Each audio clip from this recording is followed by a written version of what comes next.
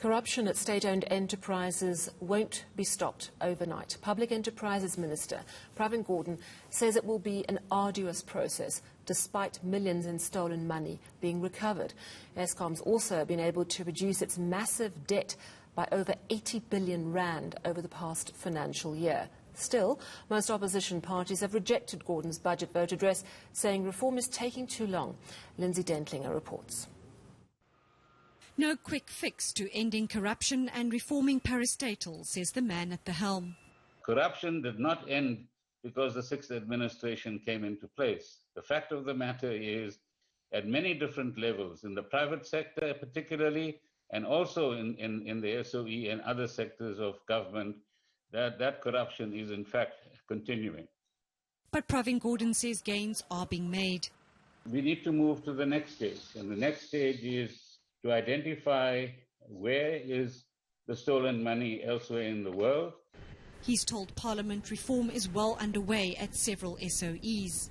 SAA could have a new equity partner within the next 2 months, and Eskom is chipping away at its massive debt. Most notably was the 83 billion rand reduction in debt in the 2021 financial year, from 484 billion rands to 401 billion rands, due to the repayment of the maturing debt and changes in the exchange rate.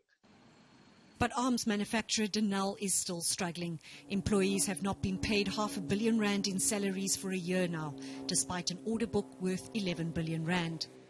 We're trying to do everything possible to certainly ensure that Denel can find itself on the right kind of footing. Opposition parties, however, were largely unconvinced by the promised reform. We know that there is a deliberate, organized plan to hand over strategic public assets to the hands of few whites to further entrench control of the economy. Blaming the pandemic for failed state-owned entities is ridiculous. COVID did not inflate the building contracts prices of Kosili and Medupi. This department remains one of the worst performers of our new democratic dispensation. Gordhan says announcements will be made soon on progress made by the SOE Council, appointed by the President last year. Lindsay Dentlinger, Cape Town.